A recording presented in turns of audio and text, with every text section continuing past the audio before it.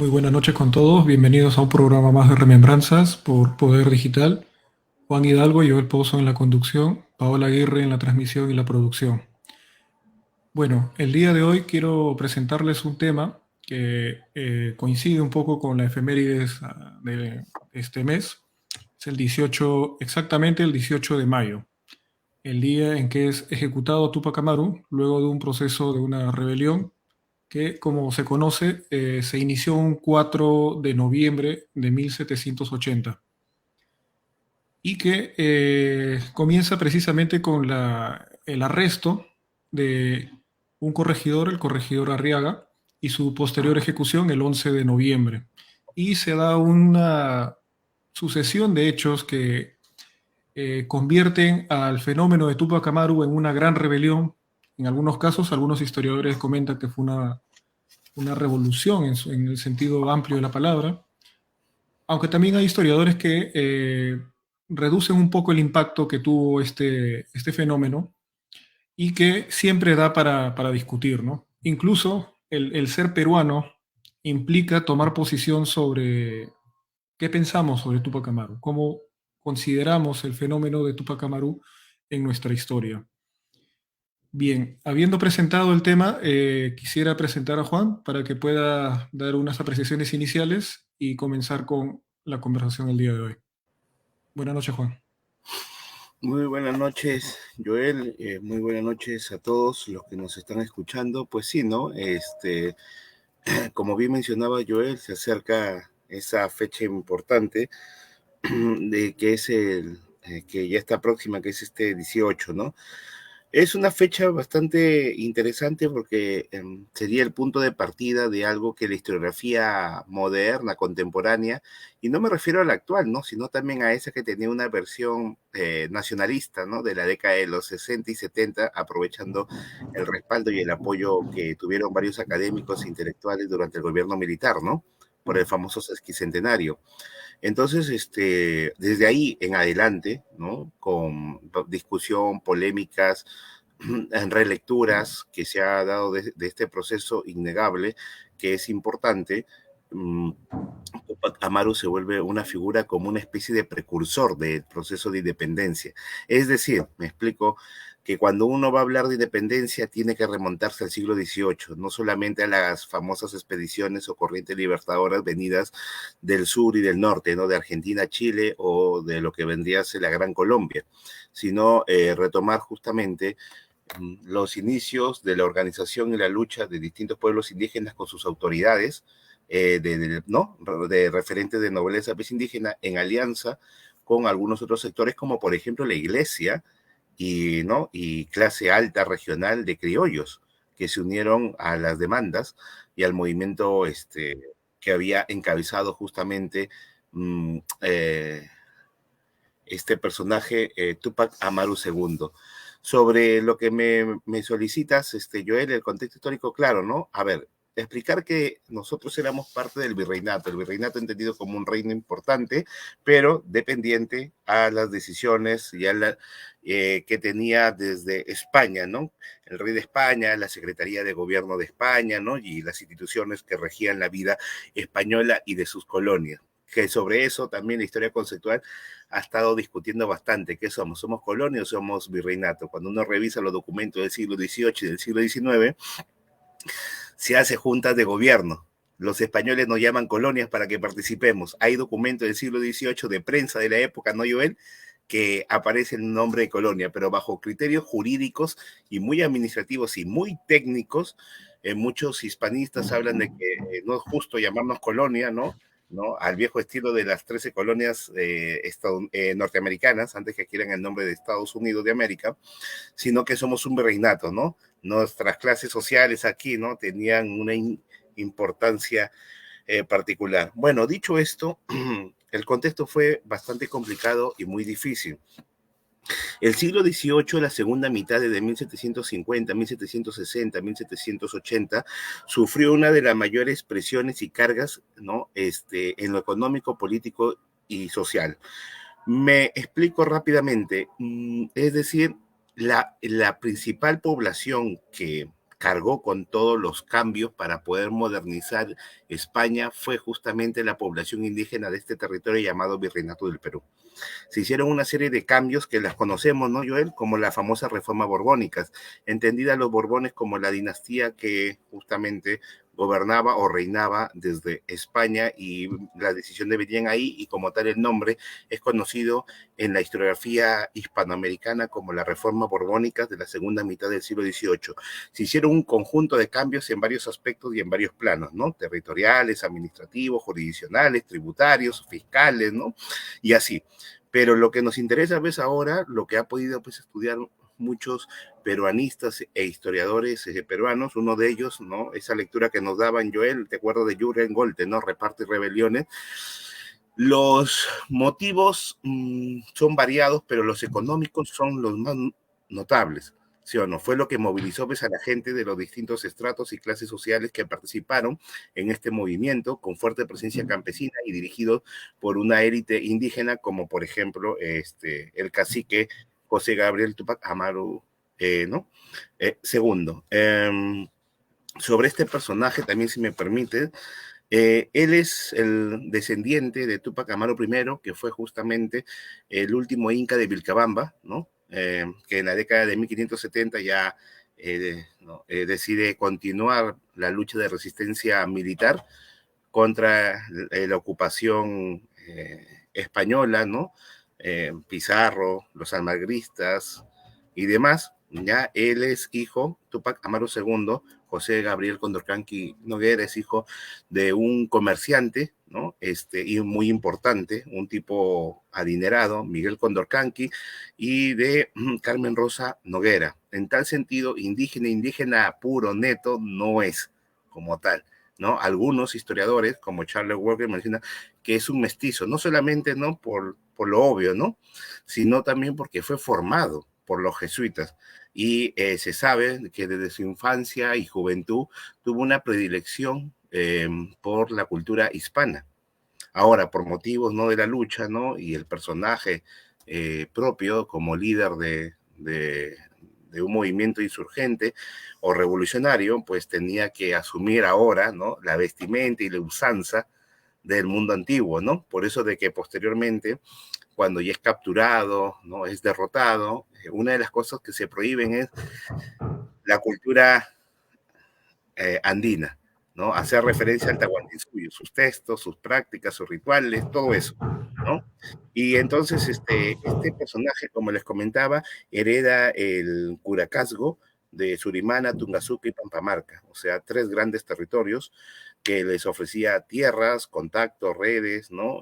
Mano de obra, etcétera. O sea, era un tipo parte de las élites regionales de ese periodo. Estaba dedicado al comercio. En ese tiempo lo más importante era justamente el transporte de mercancías, ¿sí? Y él hacía el famoso negocio de arriaje, el transporte por todo el circuito comercial del sur, ¿no? Por ejemplo, Arequipa, Ayacucho, Cusco, Puno, ¿no? Y conectarse con el Alto Perú, ¿sí? Lo que, bueno, para fines prácticos vamos a llamar lo que actualmente es Bolivia y su conexión justamente con lo que vendría a ser el norte de Argentina y con eso el Río de la Plata, pues, ¿no? Y eso le permitía justamente ser un potentado comerciante. Y es educado, ¿no? Bajo la cultura hispana, ¿ya? En su niñez fue educado por un sacerdote jesuita criollo, Antonio López de Sosa, y luego formado desde los 12 años en adelante en un colegio jesuita, San Francisco de Borja, bien conocido históricamente, ¿no? En la ciudad del Cusco, donde los hijos de la nobleza, ¿no? Indígena llevaban a sus menores hijos para que puedan ser formados ahí. Todavía se dice que hablaba muy bien el latín, ¿no? Que era la lengua culta de aquellos tiempos. O sea, hablaba español, hablaba latín y hablaba quechua. Entonces es un tipo que no es cualquier cosa, adinerado, gran comerciante, conocido en los distintos circuitos académicos, intelectuales, políticos y comerciales. Entonces eso tiene que quedar bastante claro, y formado como mestizo. Todavía se sabe de que brindaba en nombre del rey de España cada vez que había una ceremonia por su cumpleaños o algún tipo de festividad que se reproducía en estos reinos, ¿no? En estos, ¿no? Como el virreinato y los distintos corregimientos que hay ahí. Es tan importante que, bueno, luego vamos a conversar sobre cómo ha sido usada su imagen. Ha habido un uso y abuso, ¿no? Y retomando lo que tú me solicitabas, Joel, el siglo XVIII entonces ha sido un periodo bastante convulsionado y muy cargado. Se hizo una serie de... El sistema de dominación ya existente de la época del quinto virrey Francisco de Toledo, en 1570, había instaurado una forma económica y social de organizar, ¿no? La vida económica, la sociedad, ¿no? Las instituciones políticas y tener a la población indígena campesina como tributarios. Pero en el siglo XVIII, ante los problemas fiscales que tenía España, deciden presentar y exigir mayor tributación. Eso amerita que las autoridades que están en América, incluido obviamente el virreinato peruano, aplicara justamente eso. Súmale pues a eso abusos y corrupción por parte de las autoridades.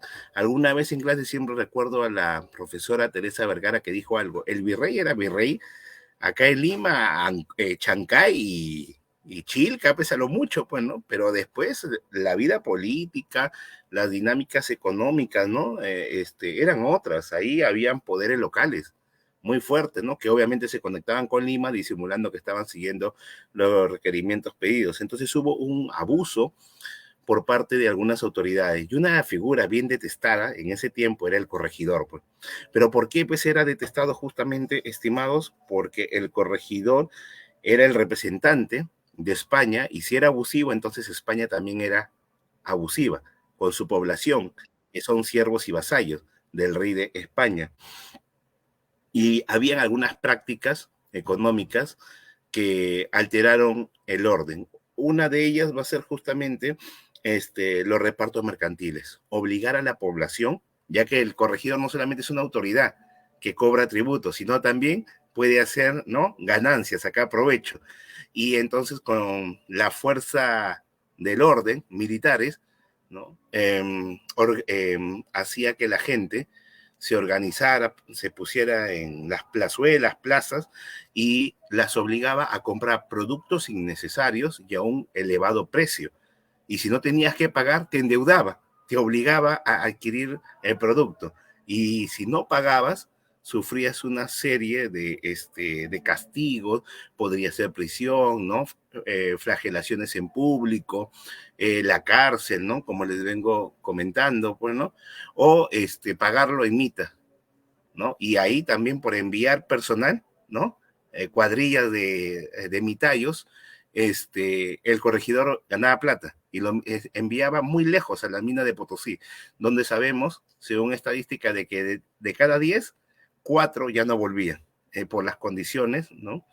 Insalubres, ¿no? Infrahumanas que exponían a la población. Pues. Todo eso genera un descontento acumulado. Tú y yo sabemos lo que hizo la gran historiadora Scarlett O'Fellan, ¿no? Un siglo de rebeliones anticoloniales. Este es el acumulado de un sistema de dominación y explotación en contra de la población indígena, ¿sí? Por eso que fácilmente apoyan. Aparte hay algunos elementos culturales interesantes, ¿no? ¿Te acuerdas del mito del Incarri, mesianismo andino, buscar el líder, ¿no? Que los motive a alzarse y levantarse. Entonces, esto es justamente por qué Tupac Amaru, y con esto termino para darte paso, disculpe que me haya abusado del tiempo, No te pero preocupes. el contexto es interesante. Esto hizo de que Tupac Amaru rápidamente tuviera aceptación y un conjunto de victorias en semanas, un conjunto de victorias militares. En su mejor momento, si la memoria no me falla, llegó a tener, según Charles Walker y Juan José Vega, más de 10,000 hombres. ¿Tú sabes lo que es juntar 10,000 En el personas de Cusco, un sí. pueblo? Claro, o sea, juntarlos y los movilizó, ¿no? Los movilizó como una, ¿no? Como un frente militar unificado, aparte de las alianzas con iglesias, algunos criollos, ¿no? Que daban un tipo de apoyo, y entonces tiene una serie de victorias que preocuparon a Lima, ¿no? Siempre Lima ha estado preocupada de los levantamientos indígenas en varios lugares, ¿no? Por eso dicen algunos que San Martín copió eso, ¿no? De ofrecer libertades, ofrecer una serie de cosas para que Lima ceda rápido, ¿no? Pero sí, pues, ¿no? Ahí rápidamente un apoyo, bastantes victorias militares en un inicio, pero eso lo podemos hablar dentro de un rato, ¿no? Ujú. Así es.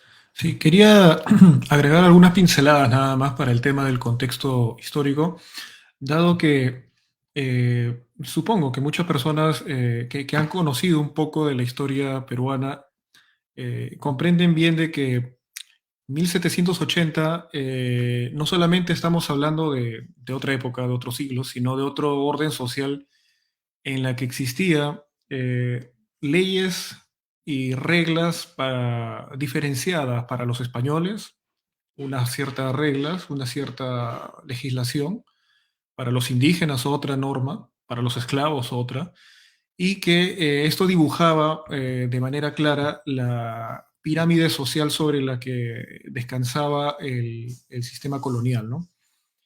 Y que en 1780 muchas cosas coinciden, ¿no? Eh, si no me equivoco, 3 años antes, José Gabriel Condorcanqui fue a Lima y creo que ahí es donde se hace algunas exploraciones a cómo saboreó él todo el contexto que tú hablas, ¿no? Desde las reformas borbónicas en la que, bueno, se puede hablar mucho de las reformas borbónicas, que tiene origen francés, eh, que comienza a hacer un cambio muy drástico en la estructura económica del virreinato, si se quiere llamar así, ¿no? Los indígenas tenían un tributo que era el tributo directo, el tributo indígena, que era un impuesto directo. Para poder pagarlo, se les ofrecía un trabajo, entre comillas, forzado, que era la mita, y muchos miembros de la población indígena tenían que trabajar, ahorrar y pagar su tributo indígena por el trabajo forzado que la mita implicaba. Adicionalmente, los comerciantes o la élite indígena tenía que pagar, a partir de las reformas borbónicas, unos impuestos que en esta época se cobraban en las aduanas, en algunas aduanas colocadas en algunas cabezas de región, en algunas ciudades, y que, como tú bien indicas, se había impuesto el comercio forzado de productos para beneficiar a los comerciantes y políticos que en este momento existían, como el caso de los corregidores. No vayan a pensar que los corregidores postulaban un cargo público como ahora se hace, ¿no? Durante mucho tiempo, en el periodo virreinal, los cargos públicos se compraban. Si tenías la plata, comprabas el cargo público y el cargo público te pertenecía como una propiedad. Dentro de un marco legal, como bien indicas, el virrey no tenía control sobre los poderes fácticos, se le escapaba de las manos el poder de los corregidores y también de los sacerdotes en las provincias. Entonces, a José Gabriel Condorcanqui se le ocurre llegar a Lima para reclamar por algunas cosas. Con respecto a la mita de la población que él representaba de estos tres poblados, con respecto a los impuestos que eh, se le había puesto al comercio, en este caso que él estaba también involucrado, el arrieraje. También quería reclamar el título de Inca. Él incluso demostraba su linaje, ¿no? Por medio de una genealogía. Y a todas estas peticiones Lima le dijo que no. Entonces me parece que cuando va al Cusco va con las manos vacías. Y llega al Cusco en una situación bien curiosa, ¿no? En la que ya no tiene nada que pedirle a Lima y lo único que le queda, presionado por las circunstancias, me parece, es dejarse llevar o sumarse a las olas de descontento que existían en el mundo andino, ¿no? Y ahí es donde llegamos a noviembre de 1780, ¿no? A los hechos que llevan a Túpac Amaru y a un conjunto de indígenas y mestizos y criollos a apresar al corregidor Arriaga, ¿no? Y ojo que hay un tema bien interesante que estaba revisando, que en 1722, mucho tiempo atrás, se había publicado una segunda edición de los comentarios reales, que para nosotros sería pues, si nos contextualizamos, sería pues un bestseller que dentro de los estudios de los curacas, de los caciques, era bien leído y contrastaba lo que ellos vivían, una situación de crisis y presión fiscal, contra una visión un poco armoniosa del mundo de los incas, ¿no? Entonces, contra esto se fue articulando una protesta masiva que llevó a desembocar en las acciones de la rebelión de Tupac Amaru II. Entonces, te doy la palabra para que podamos abordar un poco los inicios de cómo se va configurando las primeras acciones del movimiento. Sí, claro, pero quiero partir de ese dato, ¿no? Ahora que se han puesto de moda las historias de vida, ¿no? Y muchos periodistas se han convertido en historiadores, ¿no? Cuando quieren hacer la vida de algunos personajes, ¿no? De Velasco, de Abimael Guzmán, ¿no? Has visto de Montesino, de Fujimori, de actuales presidentes, ¿no? De Toledo, Vizcarra, Ollanta, pero que son historias de vida aún sin cerrar, pues, ¿no? Eh, pero a veces es importante. Yo no soy especialista en ese tipo de hacer historia, pero porque hay que estar bien pendiente y hay que meterse en temas de psicología también, bueno. Pero yo supongo de que eso sí le habrá afectado. Me acuerdo de una clase de la doctora Gloria Cristina Flores, que ha sido nuestra profesora, ¿no? ¿Te acuerdas que alguna vez hasta creo que hemos hecho trabajo juntos todavía sobre feudalismo, ve con ella? Y y ella pues hablaba justamente que esta vez experiencia lo marca tremendamente, ¿no? Retomando los estudios de Juan José Vega, o sea, personalmente, en el lado emotivo, psicológico, si se quiere ver así, y que su esposa, un personaje poco valorado, pues a veces, ¿no? Y que algunos movimientos izquierdos lo han tenido que levantar, como, ¿no? Y con sus propios intelectuales, ¿no? Tipo Pilar Roca y otros más. Entonces, sí, pues, ¿no? Eso es lo que lo motiva, porque ahí hay un caso bastante particular, ¿no? Que tú bien lo mencionabas, ¿no? Y quiero tomarlo como el punto de partida junto al contexto que tú y yo lo hemos estado pues explicando, ¿no? Entonces, él hace todo lo posible, pero todo lo posible para hacer un reclamo, porque existían los precedentes. En 1741, el mismo rey Felipe III no, perdón, desde Felipe III se da el reconocimiento de títulos hereditarios, nobiliarios, para nobles y que sean hereditarios. Y hay un caso de una conocida de él, Ana María Lorenza de Loyola, que logra una sentencia favorable para que sea reconocida como parte de la nobleza indígena, como una coya, nieta de Zairi Túpac. Entonces, con ese presidente, él pues dice, ¿no? Yo sí tengo formas, como tú bien decías, ¿no? Genealógicas para poder decir, ¿no? Que vengo directamente de un linaje inca, ¿no? Pero, y ahí también aprovecha a veces en su viaje a hacer contactos, ¿no? Se sabe de que pudo hacer contactos con muchos precursores, conversó con Toribio Rodríguez de Mendoza, ¿no? El que había modernizado el convictorio de San Carlos, ¿no? Con varios intelectuales que eran docentes de la Universidad de San Marcos. Entonces esa vez experiencia fue un poco ingrata y le genera una desazón. A partir de ahí vemos a otro José Gabriel Condercán que llama ligado a su nombre Amaru, que es el que va a usar justamente en 1780 en la plazuela de Tungazúcar, cuando ya hace la ejecución del corregidor. Y entonces sobre eso hay que ver, pues, ¿no? Él ya empieza a complotar, pues, ¿no? Complota, ¿no? Con algunos personajes importantes, captura, enjuicia y ejecuta al corregidor de Tinta, Antonio de Arriaga. Este procedimiento dura del 4 de noviembre al 10 de noviembre, ¿no? O sea, obviamente que lo captura, ¿no? En una emboscada, aparentaron una reunión, ¿sí? Y entonces ahí es donde lo capturan, ¿no? Con bastante respaldo popular, ¿eh? ¿No? Habría que entender también esa cultura política vinculada a una cultura de la muerte, ¿no? Como una forma de ajusticiamiento. Se le hizo un juicio sumario, pues, ¿no? Por abusivo, ¿no? Porque también habían grandes acusaciones, por lo que hemos comentado, de abusar del poder como corregidor, no solamente cobrar tributos, sino enriquecerse abusando de derechos y libertades de la población indígena. Cabe recordar que durante la colonia, el virreinato, existía lo que llamamos el derecho colonial. Sí, entonces uno también cuando era abusivo tenía que tener ciertos límites. Pero ahí viene pues, un problema, ¿no? De que no había justicia en Cusco, que es parte del contexto. La gente tenía que hablar con sus autoridades, con sus alcaldes de indios, ¿no? Con con sus caciques y que estos vayan a Lima, ¿no? Por eso que después de toda esta lucha, se establece una real audiencia en Cusco, recién motivado, ¿no?, por lo que había promovido por los excesos de algunas autoridades corruptas.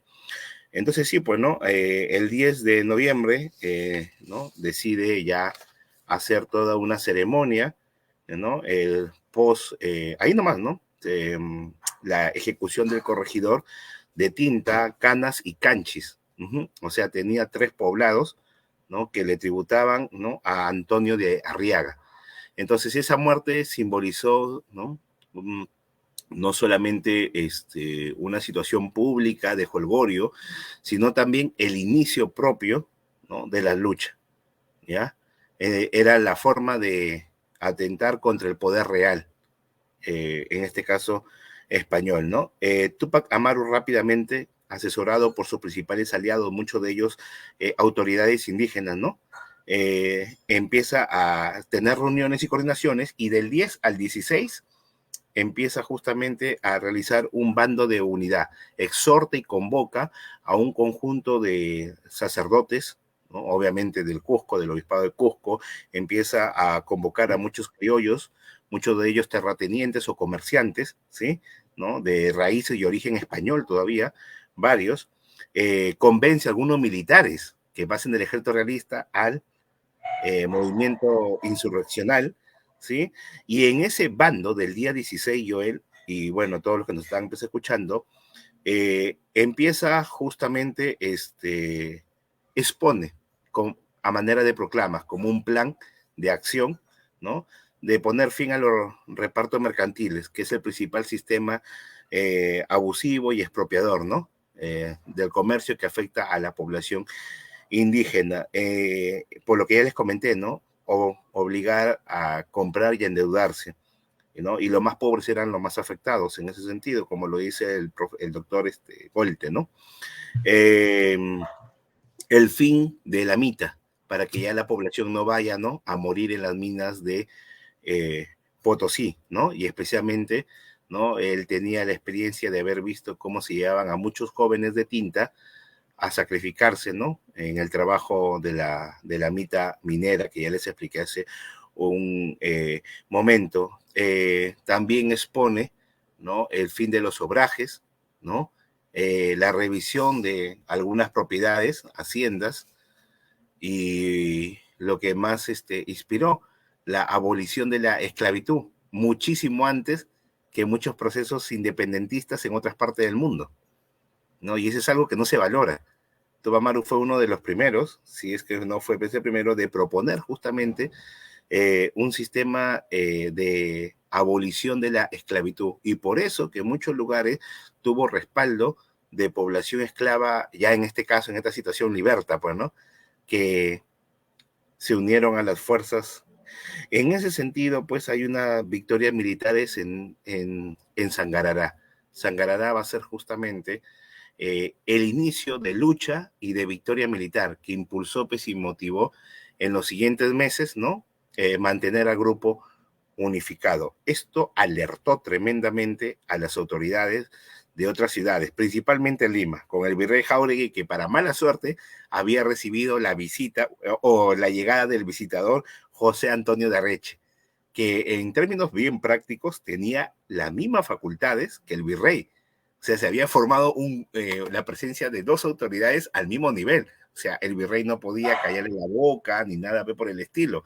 Porque si uno revisa las funciones de un visitador, el visitador tiene poder económico, político y militar, ¿no? Económico en la tributación, revisar, es la voz autorizada del rey aquí, ¿no? Y como se estaban dando estos procesos de intervención y cambios en medidas, enviaron a este visitador José Antonio de Areche, que juntos organizan justamente el enfrentamiento y la contraofensiva a a los avances que había tenido Túpac Amaru a las afueras del Cusco, con miras a tomar el Cusco, ¿sí? Y lo empieza a acercar, lo cerca, ¿no? Por casi una semana, 6 días, en realidad, cerca el Cusco.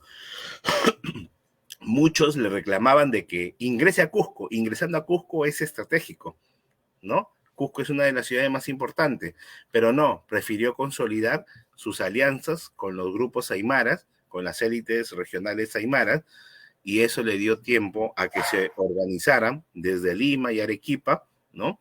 Todavía se sabe de que se solicitó apoyo de la capitanía de allá de Venezuela, de Cartagena, ¿no? Y para que vinieran tropas. De tal manera que, según cálculos, se llegó a tener por parte del ejército realista para combatir a Túpac Amaru y todas sus tropas un total de 17,000 soldados transportados y dirigidos en distintos momentos, ¿no? Si Túpac Amaru tenía una victoria, ¿no? Automáticamente había derrotado a 4,000, venían otros 5,000, 6,000 para la siguiente batalla. Entonces, eso también desgasta y desmotivó. Y también muchos se pasan de bando ahora, otra vez, pasaron del bando de Túpac Amaru y su rebelión al bando realista, ¿no? Y varios pidieron todavía condonación de penas, ¿no? Posibles, ¿no? A cambio de traicionar a Túpac Amaru. Una acción también que puedo comentar rápidamente es que el 27 de febrero de 1781, ya prácticamente casi 3 meses después de haber iniciado, ¿no? Esta lucha, en venganza a la muerte de Tupac Katari, perdón, de Tomás Katari, disculpen, hubo enfrentamientos y masacres en Chuquisaca. Esto no agradó mucho, es decir, para varios la lucha se estaba degenerando, ¿no? Habían matado a mujeres, niños, ¿no? Se estaba radicalizando y esto no le gustó a un sector de religiosos ni a los criollos que estaban apoyando a Túpac Amaru. Encima, ¿no? Ya habían desertores y esto un poco que menguó esta situación de unidad, ¿sí? Aparte que habían ciertas diferencias entre distintas comunidades, ¿no? Entre distintas regiones y eso también parece que Túpac Amaru no tuvo la muñeca para poder mantener al grupo unificado, ¿no? Por esa razón, ahí nomás, al poco tiempo, en ese mes de febrero, el ejército realista logró reunirse, ¿no? Controlar, posicionarse en Cusco y logran una ventaja considerable numérica y armamentísticamente. Es decir, Túpac Amaru, que lo tenía cercado, tiene que retroceder, desaprovechando la oportunidad, ¿no? De haber tomado Cusco, ¿no? Y el ejército realista pasa a la ofensiva, a perseguirlo, ¿no? A hacerlo retroceder, ¿no? Pueblo tras pueblo, hacerlo retroceder. Y tanto es así de que llegan hasta su base, que es Tinta. O sea, retrocedieron, lo han hecho retroceder de tal manera de que ahí está, ¿no? A pesar de ello, hay una victoria en Checacupe el 5 y el 6 de abril de 1781, pero tiene que retirarse a Langui, y ahí es traicionado, ¿no? Y capturado, ¿no? Se lo pone a juicio y posteriormente ejecutado, pues, ¿no? Eso por ahora, ¿no? No sé si quieres añadir algo. Sí, sí, algunas, como te comenté, algunas pinceladas, algunas acotaciones. Eh, Como tú bien indicabas, ¿no? El 4 de noviembre se apresa al corregidor Arriaga. Hasta ese momento, incluso varios españoles, bueno, miraban con un poco de desconfianza, ¿no? Pero todavía no estaban asustados con respecto a la rebelión hasta que el día 10 lo ahorcan a Arriaga. Con esto pierde un poco el respaldo de algunos sectores mestizos también, algunos sectores criollos. Eh, Y aquí ya entramos en un punto de no retorno. El ejecutar a una autoridad por ahorcamiento motiva a que vaya creándose una bola de nieve, ¿no? En el caso de los grupos que estaban descontentos, comienzan a sumarse y es un corregidor que se le escapa, si no me equivoco, antes de la batalla de Sangarará, se le escapa un corregidor que llega al Cusco y da el aviso a un personaje un poco oscuro de nuestra historia, que es el obispo Moscoso, quien es el que precisamente motiva a que se forme una junta de guerra, que es la palabra, el concepto que se utiliza para alertar al virrey de que se tienen que tomar medidas, ¿no? Y como tú bien indicas, se organiza una junta militar para poder enfrentar a la... Y es curioso, ya es paradójico, ¿no? Que un sacerdote se exprese de esa manera tan radical de que la única solución, o sea, uno pensaría, en un sacerdote, vamos a buscar el diálogo, no. La posición de Moscoso era liquidar, aniquilar al movimiento que se había sublevado, ¿no? Y la manera más eficiente era eliminando físicamente a los líderes, ¿no? En este caso a Tupac Amaru, a su esposa, a sus hermanos, sus primos, sus hijos, todo el entorno familiar de los Tupac Amaru. Eh, la batalla de Sangarará, que se da ya el 17 al 18. Y acá hay un detalle, ¿no? Que todavía no hemos mencionado, ¿no? Que su esposa parece que era la persona que tenía más inteligencia a nivel estratégico, porque Micaela Bastidas le advierte a Tupac Amaru de que se tome o se destruya el puente de Abancay. El puente de Abancay era uno de los pocos caminos que conecta, pues, el Cusco con, se podría decir, el resto del territorio, en este caso la costa. Y podría tomarle semanas al ejército o a la Junta de Guerra española poder ocupar el Cusco o llevar refuerzos, ¿no? Pero la idea de Micaela Bastidas era cortar no solamente los refuerzos, sino también la logística de las pocas tropas que tenía el Cusco. Y acá viene un detalle, ¿no? O sea, ¿por qué no le hizo caso, ¿no? ¿Por qué no siguió este consejo, ¿no? Y un detalle con la batalla de Sangarará que aquí quería precisar es que antes de los eventos en Chuquisaca que tú mencionas, creo que es Tiburcio Landa, uno de los españoles que había comandado el grueso de más o menos 2000 hombres, creo que habían llegado a Sangarará. Y vista las fuentes y también los juicios y los documentos y los historiadores que han analizado este tema, señalan de que hubo un error. Llegan una noche del 17 de noviembre, lluvia y frío, y en lugar de acampar en un lugar donde puedan ellos tener una posición defensiva, se les ocurre pernoctar en la iglesia del pueblo, donde no tienen una posición defensiva, son rodeados y se inicia el 18, los enfrentamientos en Sangarará, resisten el ataque, el asedio de las fuerzas de Tupac Amaru. Y acá viene el detalle, ¿no? Es uno de los primeros acontecimientos más brutales, se podría decir, de esta rebelión, ¿no? Prenden fuego a la iglesia, donde estaba un reducto de las tropas de Landa, y pues la mitad de los soldados, la mitad de las fuerzas de Landa son aniquilados por el fuego, y el resto, los sobrevivientes, son masacrados, así literalmente, a punta de palos y piedras, ¿no? Los que han leído alguna vez Shannon Hampi y saben lo que significa pues una masacre en el mundo andino, pueden tener una idea de esto, ¿no? Y este es otro punto de no retorno, ¿no? Después de la batalla de Sangarará, el destino de Tupac Amaru, si era derrotado, estaba cantado, ¿no? Y como tú bien indicas, ¿no? Micaela Bastidas es quien, por medio de las cartas que están en la colección del Sesquicentenario, si no me equivoco, hay varias fuentes que han sido editadas y reeditadas, no está a favor de que Tupac Amaru se dé un paseíto político hacia Lampa, ¿verdad? Si se dirige hacia el sur a hacer una ruta política para convocar más fuerzas, ¿no? Ella no estaba de acuerdo porque logísticamente lo más práctico era tomar el Cusco. Y mientras Tupac Amaru se iba dando su paseíto por Lampa, por lo que vendría a ser Julia Capuno, iba perdiendo adherentes en algunas zonas del Cusco, ¿no? Y es aquí donde entra a tallar los primeros reveses que tiene. Yo recién tomo nota de algunos detalles que, mira, como es curioso, ¿no? Mateo Pumacahua es quien derrota a uno de los primos de Tupac Amaru que se encargaron de hacer el cerco al Cusco, y es el que debilita e impide de que la tenaza que quería hacer Tupac Amaru funcione. Gracias a Mateo Pumacahua es que los españoles logran reocupar el Cusco.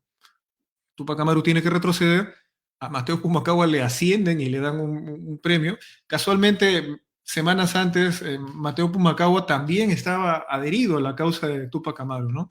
¿Y cómo son las cosas, no? En 1814, Mateo Pumacahua va a iniciar con los hermanos Angulo una rebelión contra el régimen español también, ¿no? ¿Cómo son las coincidencias, los giros y los reveses de la vida, ¿no? Algunas personas dicen, ¿no?, que es el William Wallace del mundo andino, ¿no? Este caso de Tupac Amaru, ¿no? Lleno de traiciones, errores, decisiones que podrían haber sido tomadas de otra manera, ¿no? Etcétera, ¿no? Y la muerte cruel. Entonces, sí, sí, no sé, ¿qué podrías agregar sobre este desarrollo de repente? No, sí, profundizando pues un poco más y tratando de hacernos entender, el caso de Tupac Amaru es bastante interesante porque también hay una evolución del movimiento, no solamente del personaje, ¿no? Que cometió después una serie de errores que también comparto dentro de lo que acaba de mencionar, ¿no? Como no hacerle caso a su esposa Micaela Bastidas, ¿no? Más conocida como, ¿no? Micaela, Miquita, etcétera, ¿no? En las correspondencias privadas que tenían entre ellos. Eh, pero sí, pues en realidad es bastante interesante porque yo sí considero de que esta experiencia personal de, ¿no?, de ir a buscar justicia para que se reconozcan los títulos, ¿no? En base a esta especie de legislación que se llamaba Marquesado de Oropesa, ¿no? Esos títulos donde te reconocen privilegios como tierras, haciendas, mano de obra, ¿no? Por parte de la corona a veces española como una autoridad legítima por el linaje y la nobleza inca, lo marcó, ¿no? Se dijo de que el litigio no le fue favorable, que no le correspondían tales títulos, y eso lo marca. A partir de ahí ya llega pues a Cusco a querer hacer algo, pues, ¿no? ¿No? Y ahí es donde se une y hace estas alianzas políticas que no le duran mucho, porque este movimiento dura 6 meses nada más, y en 6 meses causó casi 250.000 de muertos, ni siquiera los 20 años de conflicto armado interno, de violencia política, ni el COVID creo que ha superado ese número, ¿no? ¿No? Entonces, en 6 meses, a eso voy, en 6 meses se produjo, según los cálculos realizados por Charles Walker, un 250.000 de muertos entre españoles, indígenas, ¿no? Mestizos, criollos, población negra esclava. Entonces, ahí está, justamente, es bastante curioso, ¿no? Y por eso te decía de que ya yo sí comparto esta idea que en estas situaciones hacer un acto como ejecutar públicamente a una autoridad es un punto de no retorno ya. Es un punto de no retorno, es el punto de todo o nada, pues, ¿no? Porque se sabe que va a haber represalias, ya no te puedes detener, pues. Entonces, por eso de que, ¿no?, esa ejecución del día 10 de noviembre al 16, él empieza a hacer una serie de ceremonias, ¿no?, de juramentación, ¿no?, como una nueva autoridad y que va a luchar por construir un nuevo territorio, retomando justamente ¿no?, la grandeza de la historia pasada andina, antes de la llegada de los europeos, principalmente españoles, y se autodeclara Inca y toma el nombre de Tupac Amaru II ya como algo fijo, ya no solamente José Gabriel Condorcanqui Noguera, sino como Tupac Amaru, señor de los Césares y Amazonas, y jura con el bando diciendo don José I, por la gracia de Dios, Inca Rey del Perú, Santa Fe, Quito, Chile, Buenos Aires y continente de los mares del sur, duque de la Superlativa, señor de los Césares y Amazonas, condominio del Gran Paititi, comisario distribuidor de la Piedad Divina, etcétera, etcétera, etcétera. Entonces, eso, mala muerte, ¿no?, del corregidor, o sea, esa semana bien, bien, bien cargada, como dice Juan José Vega y otros historiadores, es el rompimiento, no es el quiebre, es donde uno ve dos fases bien, bien marcadas del movimiento revolucionario o rebelde, ¿no? La primera fase tupacamarista donde ¿no? Está que hace sus alianzas políticas, ¿no?, al respecto, y una segunda fase ya de continuación, ¿no?, de esta rebelión que va a seguir luego El con los altiplano, ¿no? continuadores de la lucha, ¿no?, con Diego Cristóbal, ¿no?, que era su primo, y vinculando esta lucha con lo que venía siendo en el Alto Perú los Katari, ¿no?, especialmente Tupac Katari.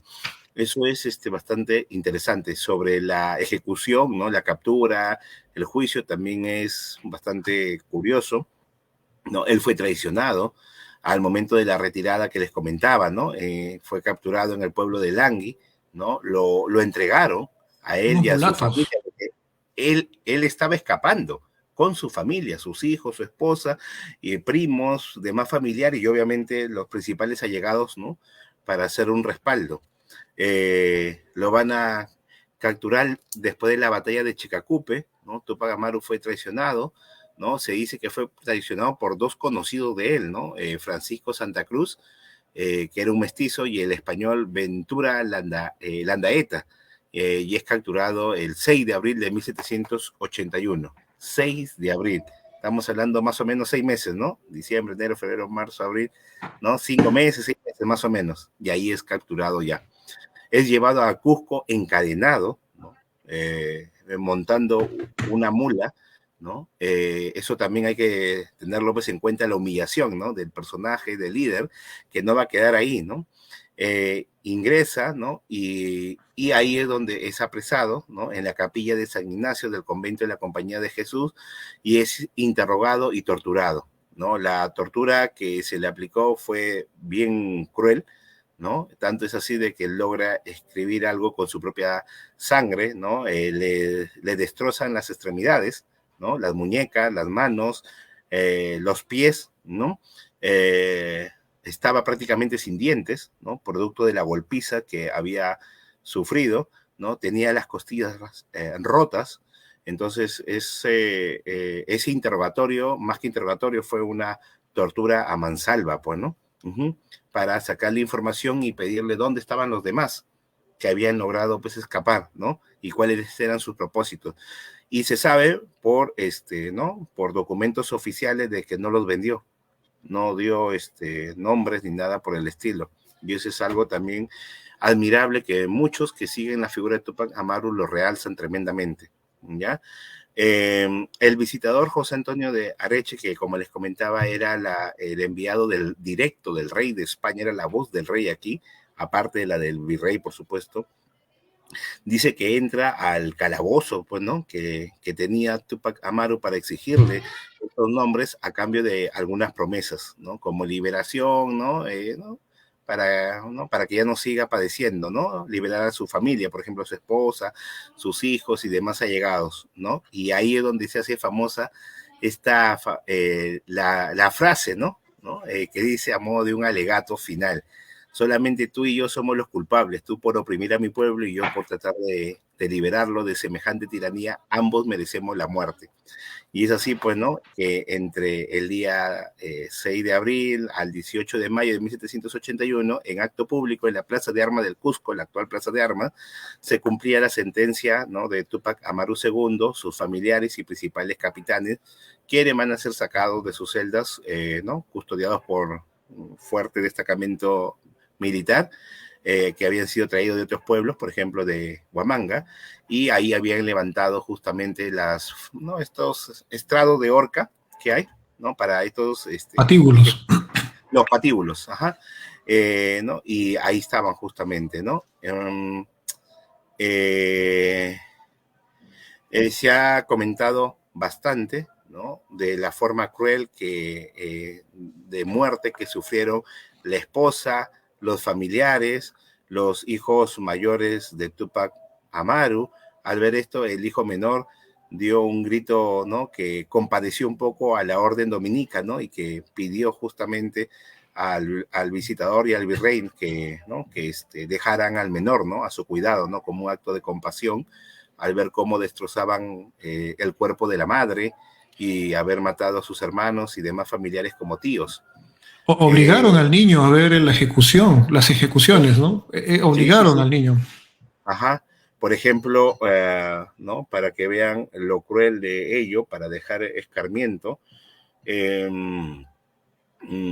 ejecutaron a los hermanos de Micaela Bastidas. Uno de ellos es Antonio Bastidas, otros también es Antonio Castelo, amigo cercano, fueron las primeras víctimas, por decirlo así, y después van a estar ejecutados un tío de Tupac Amaru, Francisco Tupac Amaru, si no me equivoco, el hijo mayor y Hipólito, y luego Micaela Bastidas, a quien la torturaron antes de ya ultimarla, ¿no? Le cortaron la lengua, la intentan ahorcar, no pueden y le empiezan a reventar a punta de golpes en el suelo, ¿sí? Golpeándola con, ¿no? con la punta de las botas y demás, ¿no?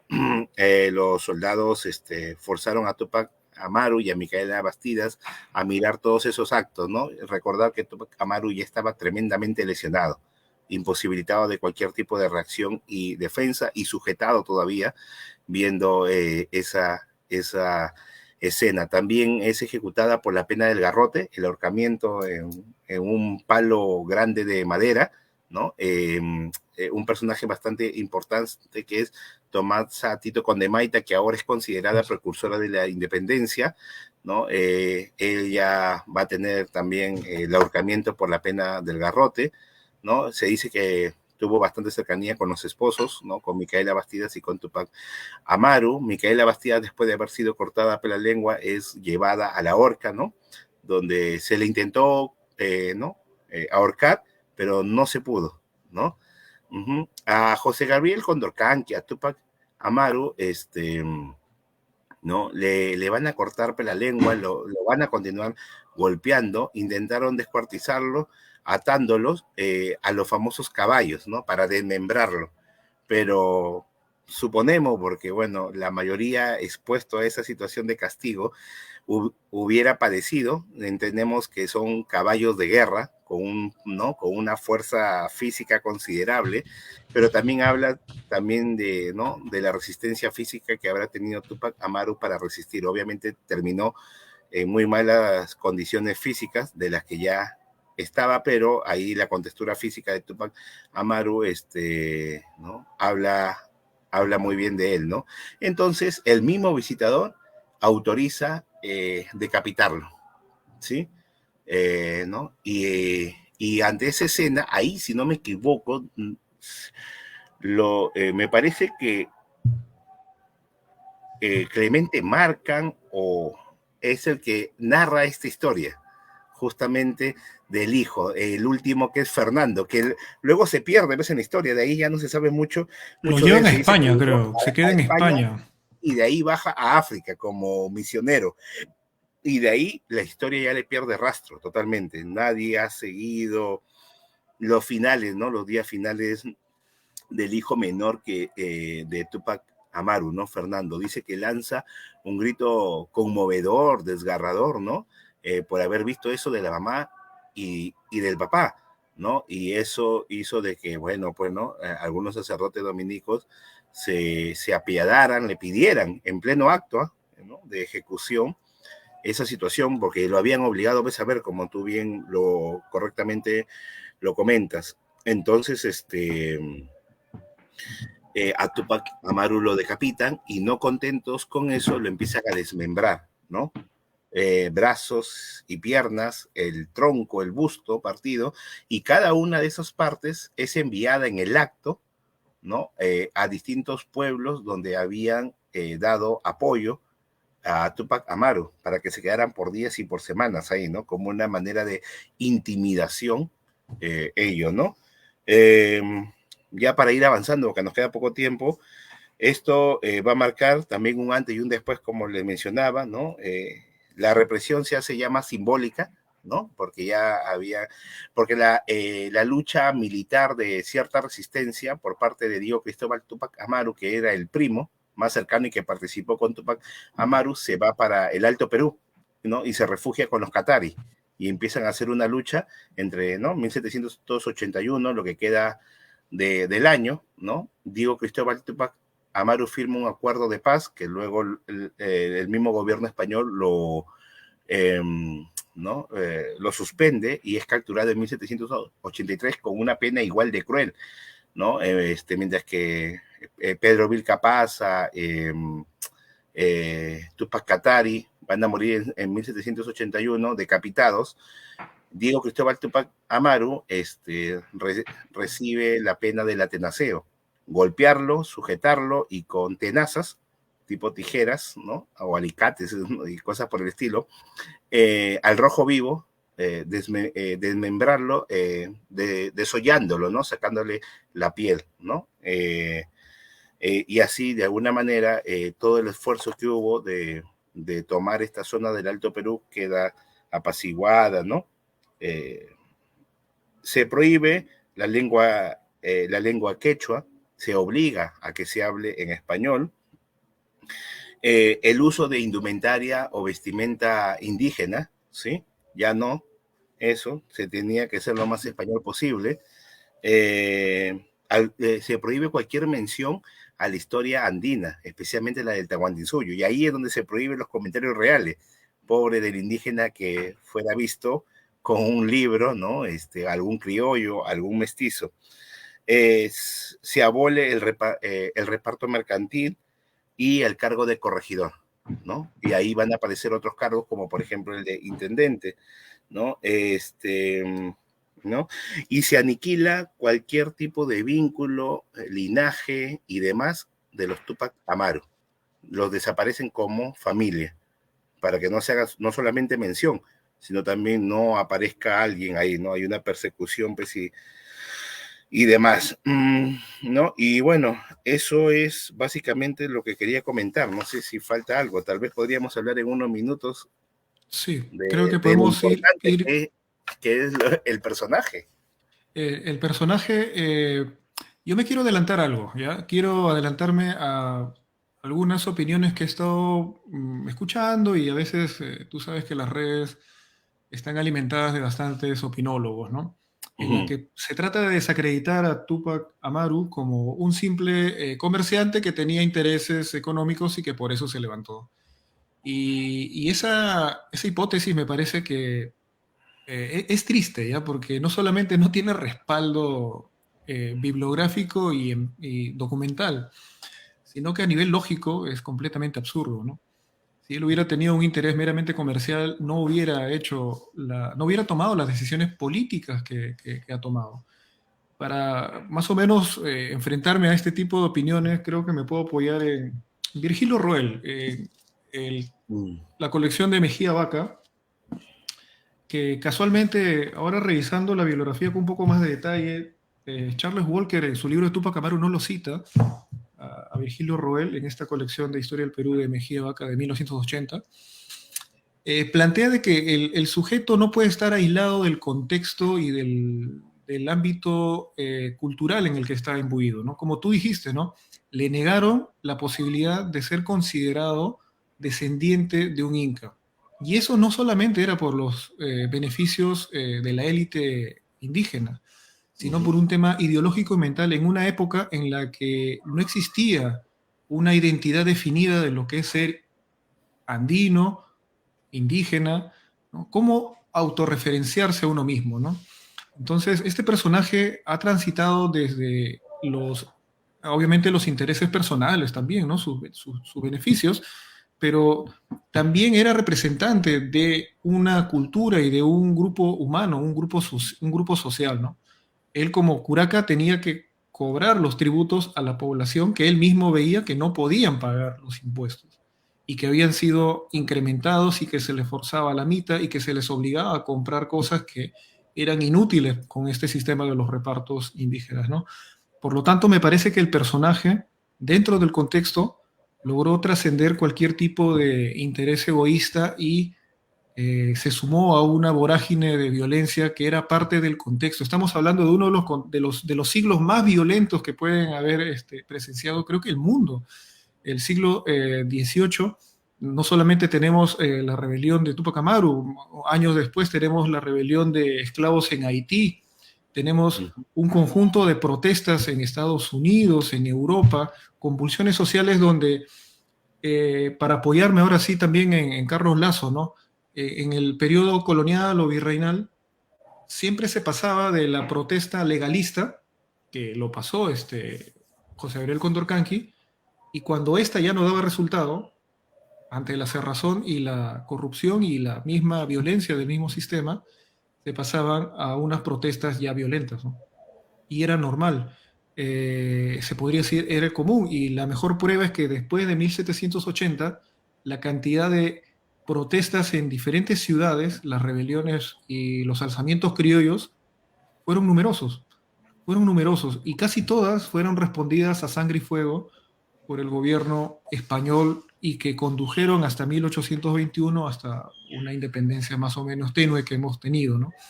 Pero las posteriores alzamientos criollos, mestizos a lo largo del territorio fueron aniquilados de una manera tan brutal como la que fue realizada sobre Túpac Amaru, ¿no? En la que no solamente se quiso eliminar a un hombre, a un movimiento, sino también a una cultura. Como tú bien dices, ¿no? Incluso la ropa. Cuando mucha gente dice, oye, estoy viendo una ropa de estilo típico andino, yo le digo, pero eso es post Tupac Amaru o antes de Tupac Amaru, ¿no? Porque esto de la faldita holandesa con, ¿no?, las polleras y todo, es la usanza española, obviamente con los colores y la forma. Pero si hablamos de ropa originariamente autóctona, ¿no? Vestimenta realmente andina, tendríamos que estudiar un poco más a fondo este tema, ¿no? Entonces, dicho esto, creo que sí, sí, el personaje merece un reconocimiento y ser limpiado un poco de alguna opinología que ahora quieren reinterpretar la historia a su antojo, tratando de disminuir un poco la dimensión de un movimiento social tan grande. Y como tú dices, ¿no? Más de 200.000 fallecidos en ambos bandos, de todas maneras tiene que constituir uno de los momentos más álgidos de nuestra historia. Y esto nos define qué tipo de peruanos somos, ¿no? La opinión que uno tenga sobre Tupac Amaru define las características del peruano que podemos ser o no ser cada uno de nosotros, ¿no? Este es un tema definitorio para cada uno de los peruanos en tema de identidad nacional también. Te cedo la palabra, Juan. No, sí es cierto, ¿no? Hay varios temas. Se nos ha pasado, por ejemplo, el tema de 2 de mayo, algo que Macera en su visión crítica de la historia de Perú también condenaba, ¿no? Recordamos otros procesos ¿no? Como la guerra con Chile, que es derrota, y no recordamos un suceso importante, ¿no? De decirle otra vez no a España y pecharlo, ¿no? Como se dice coloquialmente, ¿no? Decirle no, acá no, ¿no? Y enfrentarlo y ganarle, ¿no? 1-1, en una pelea que empezó 4-1 y terminó 1-1, porque Chile, Ecuador y Bolivia, esa famosa alianza del Pacífico, la cuádruple alianza no resultó. Ese es un ejemplo, ¿no? Sobre Tupac Amaru sí es interesante porque marcó la identidad cultural de muchos pueblos del sur andino en la época de la República. Entonces hay algunas experiencias donde se ve en el siglo XIX y siglo XX cómo se retoma la figura de Tupac Amaru, sino que obviamente, ¿no? Por el desarrollo de los medios de comunicación, ¿no? El desarrollo de la gráfica, ¿no? Del marketing, de la publicidad, pues, en el gobierno de Velasco se hace, ¿no? Exponencial esto, ¿no? Y se utiliza para fines políticos, discursivos, ¿no? Planes de gobierno, y demás, especialmente en la etapa velasquista, ¿no? Del gobierno revolucionario de las Fuerzas Armadas, bastante, ¿no? O también para propaganda de izquierda. Muchos grupos de izquierda lo asumen como suyo, ¿no? Como para sentirse más nacionales y de carácter popular. El caso más paradigmático ha sido el del movimiento revolucionario Tupac Amaru, ¿no? El famoso MRTA, y también en otros lugares, como en Uruguay, ¿no? Estaban los famosos Bamarus. Entonces, sí, pues esto es justo lo que podría contarles, se han dado cuenta que en poco tiempo, en unos cuantos meses, la situación era bastante complicada y bien álgida, ¿no? Han sucedido un montón de cosas desde, o sea, antes, durante y después, ¿no? El contexto que marca, ¿sí o no? La situación del personaje y los vínculos que tiene con otros que respaldan en un inicio y otros no, ¿no? Los enfrentamientos directos, ¿no? Los alejamientos, deserciones y traiciones, ¿sí? Y el impacto de la lucha, porque esta lucha continúa. O sea, ¿no? Ejecutan a Tupac Amaru, pero la lucha continúa, no necesariamente en Cusco, porque Cusco ya había sido recuperada por las fuerzas realistas, sino en el Alto Perú, ¿sí? Y eso es importante, ¿no? Lo del Alto Perú ya ahí fracasa porque también esa parte de Charcas le pertenecía al virreinato de Río de la Plata. Obviamente, ¿no? El Perú iba a respaldar cualquier tipo de acción militar. Recordar que los virreyes, como Jáuregui y los posteriores, son militares de formación, ¿sí? ¿No? Entonces son gente que estaba entrenada para tener, ¿no? Lo que está de moda, mando operativo, ¿no? O sea, dirigir tropa también. Y ya, pues eso, justamente, Tupac Amaru, el movimiento y todos los allegados, incluido su esposa Miquela Bastidas, marcaron un proceso tan importante de que se les considera con bastante seguridad y sin temor a equivocarnos el principal precedente o antecedente de lo que conocemos como el proceso de independencia en el Perú, ¿no? Que tiene varias décadas, de finales del siglo XVIII en adelante, ¿no? Hasta la década de 1820, ¿no? Entonces estamos hablando de en promedio 4 décadas que inicia con lo que hemos comentado el día de hoy. El primer intento fuerte, ¿no? Intenso y extenso de alejarse del dominio pues, español e instaurar algo acá. Eso es lo que podía comentar, Joel, para cerrar. Sí, ya para ir despidiendo también, vamos a agradecer al público que nos está viendo, ya sea en directo o así como en diferido también. Y básicamente recomendar, ¿no?, a las personas que puedan tener el tiempo tal vez de revisar algunos textos.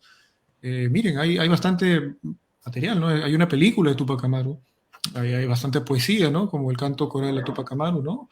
También encontramos ensayos, materiales. La producción artística y bibliográfica es enorme para poder reconectarnos con un personaje que parece incómodo, ¿no? Para la identidad nacional, pero tiene que ser aceptado. Y en esta época de bicentenario y celebraciones que estamos tratando de impulsar, ¿no?, por parte del Estado, ¿no?, del Ministerio de Cultura, me parece que sería oportuno que en algún momento se dé un espacio amplio y bien dedicado a la figura de Tupac Amaru y a todos los personajes que estuvieron involucrados en el movimiento, ¿no? Y evitar caer en la actitud del cura moscoso, ¿no?, del obispo moscoso que ante algo incómodo pedía que le metan bala, ¿no?, al indio, ¿no?, que lo aniquilen, ¿no? ¿Cuántos moscosos conocemos en redes sociales y ahora opinólogos que tratan de reescribir la historia sin ser historiadores o sin respetar siquiera a veces la bibliografía mínima que existe, ¿no? Bueno, habiendo dicho esto, agradecer Tanto, la presencia de cada uno y será hasta una nueva oportunidad con todos. Hasta luego. buenas Soy noches, Sebastián. gracias. Chao, Buenas Joel. noches. Gracias.